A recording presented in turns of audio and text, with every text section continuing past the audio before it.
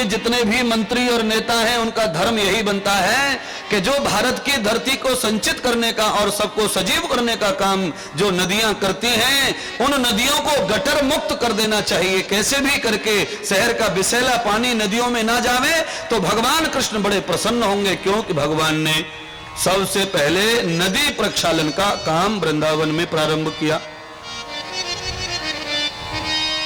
भगवान ने कालिया नाम के नाग को नाथ कर उसका जहर समाप्त करके अपने चरणों की कृपा से उसकी पत्नी की भक्ति से उसे प्राण दान दिए, विंध्याचल पर्वत पर भेज दिया।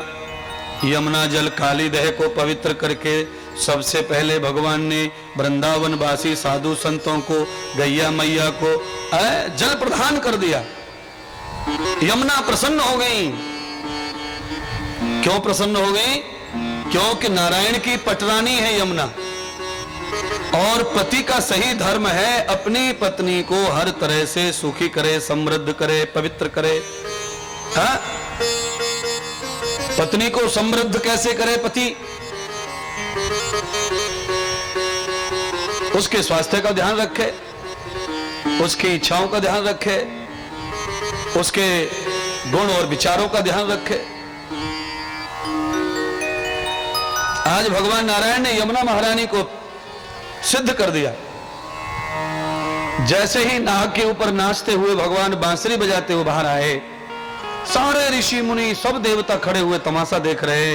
बड़े बड़े जटाधारी ऋषियों ने 9 वर्ष के कन्हैया को जब देखा कि वो तो शेषावतार के ऊपर चढ़ के आए हैं, तो सारे महात्माओं ने सरेंडर कर दिया। सबने कन्हैया के चरणों में माथा टेक दिया और सबने मान लिया ये नंद का लाला नहीं, ये साक्षात नारायण है, ये भगवान।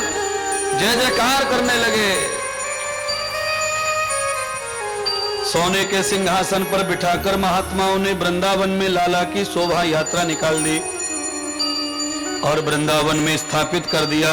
अब नहीं जाने देंगे। सोने के सिंहासन पर दूध का अभिषेक हो रहा है, दही का अभिषेक हो रहा है।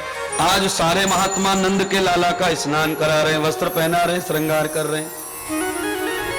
सारे महात्माओं ने घोषणा कर दी, आज के बाद श्री धाम वृंदावन के मुखिया श्री कृष्ण हैं। बोलिए श्री ठाकुर जी महाराज की, श्री वृंदावन बिहारी लाल की।